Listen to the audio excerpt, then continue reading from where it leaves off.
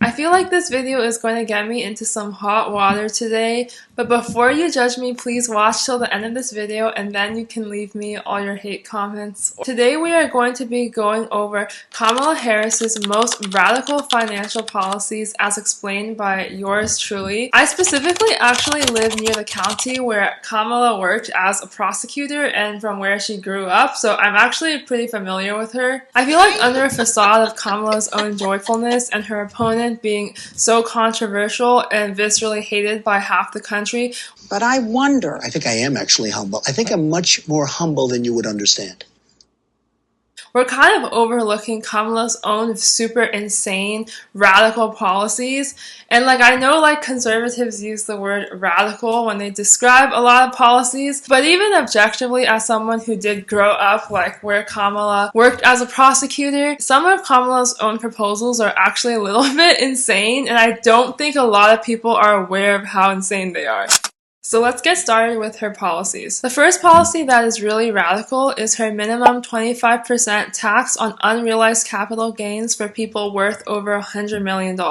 So you might not necessarily know what this policy means or what its implications are, but on first thought you might think, oh, this policy is for people worth over 100 million and I'm not worth over 100 million, so why should I care? This doesn't really affect me. Or you might even agree with this policy if you have a visceral hatred towards rich people and billionaires, or you agree with the thought of eat the rich. I personally believe that rich people should pay more taxes than poor people, and I think most people would definitely agree with that. However, I do not agree with this policy because this policy in particular is actually extortion and will lead to bankruptcy of many individuals. This type of policy is actually more than just a liberal or left-wing policy. It kind of has strains of communism inside, and that's what Kamala is actually proposing in this policy, is that if you're worth over 100 million, the government can take a very large part of your wealth with no checks in place. Let's do a little more of a deep dive into this policy. First of all, a capital gain is essentially just an increase of an asset that you own, and that asset could be anything. It could be stocks, houses, bonds, a piece of art, your Birkin bag, whatever has value and can increase in value. In the United States at this time, the government imposes a maximum 20% realized long-term capital gains tax, which means that if you buy an asset and you hold it for over a year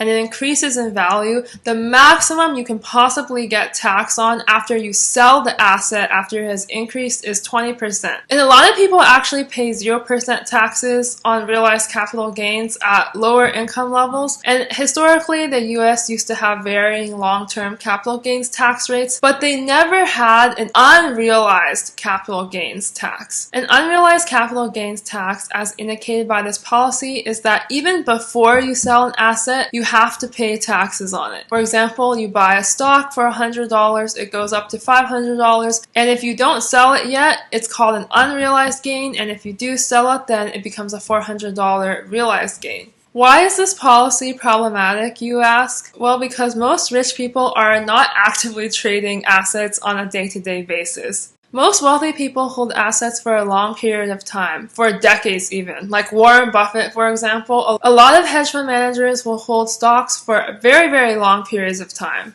If you're asking for an unrealized capital gains tax, what that essentially means is that you're asking all these people to do an extreme sell-off of a ton of their assets so that they can afford to pay the 25% unrealized capital gains tax. Further, these people have to sell even more assets to pay for the realized capital gains tax after they sell their assets. So what I'm essentially saying is that there would be such a wide sell-off in the stock market, and that would tank a ton of stocks for a lot of people. But even more than just tanking the stock market, she's actually condemning a lot of people to potentially going bankrupt. For example, if you have insane unrealized gains in your stock positions built throughout the course of your life, not uncommon in people like Warren Buffett, You have to sell off most of your position to even be able to pay for this unrealized capital gains tax and the realized capital gains tax. And then the next year, with the remainder of what stock you have left, you have some unrealized losses because maybe the market wasn't doing that well that year, or the stock market plummeted from everyone selling off their stocks as a result of this policy. You can then be bankrupt or lose a significant chunk of your net worth, putting you definitely well below 100 million. It's really interesting to me that Kamala only talks about unrealized capital gains,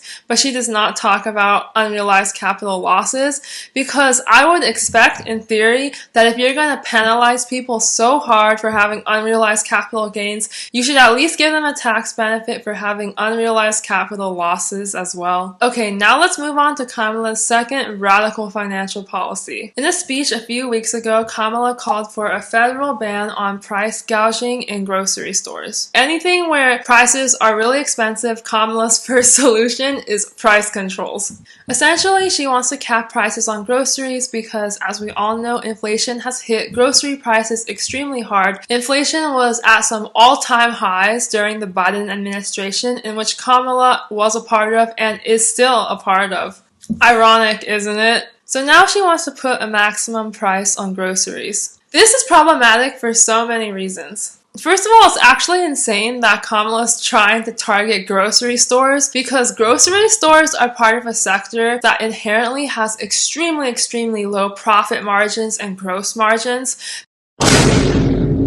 If you don't believe me, you can take a look at the various annual reports of grocery companies on the SEC's website, and you can see that grocery stores do not have good profit margins. Grocery stores have very poor pricing power compared to sectors that include things like big pharma or cosmetics, for example, or even software. A lot of grocery stores actually do in fact have to increase their prices as a result of energy prices increasing and transportation costs and just the cost of their raw materials increasing. They should absolutely not be a sector that is targeted because it already has pretty low margins. And further, the classic supply and demand issue in economics comes to play. Putting a price ceiling will lead to a shortage as demand will outpace supply. So there will essentially be a less supply of food to go around. Also, if you just take a look in a history book, America has actually tried price ceilings on groceries before, and it has not worked out well. To encounter inflationary pressures from World War II, FDR implemented price ceilings, which actually led to food shortages. And then ultimately the price controls were removed in 1946, and the annual inflation rate skyrocketed to more than 20% in 1947. President Richard Nixon also put price controls in 1971, and they also led to food shortages as well. Also, price ceilings have been implemented in places like Cuba, Venezuela, North Korea, and the Soviet Union, and the result has never ended up well. Another one of her radical policies is giving free healthcare to all illegal immigrants. And I'm talking about this from an economic standpoint instead of the humanitarian standpoint of having to save everyone regardless of what their past actions were. They already kind of implemented this policy in California. Let me read this to you. Starting January 1st, all undocumented immigrants, regardless of age, will qualify for Medi-Cal, California's version of the federal Medicaid program for people with low incomes. It will cost the state over $6.5 billion annually to provide Medi-Cal to all undocumented immigrants. Given the fact that over 300,000 undocumented migrants have crossed into California at the Mexico border in 2023 alone, the costs for this program are only going to increase from here. Essentially, providing free healthcare to all illegal immigrants nationwide is definitely going to be very costly, and also a lot of people might be confused as to why their taxpayer dollars are getting spent on this in particular. It's definitely a hard pill to swallow for a lot of taxpayers, because I know not all taxpayers want their tax dollars to be used for illegal immigrants. I know this policy is definitely not for everyone. Overall, my conclusions are that Kamala's policies are not exactly well thought out in terms of the implications of her policies.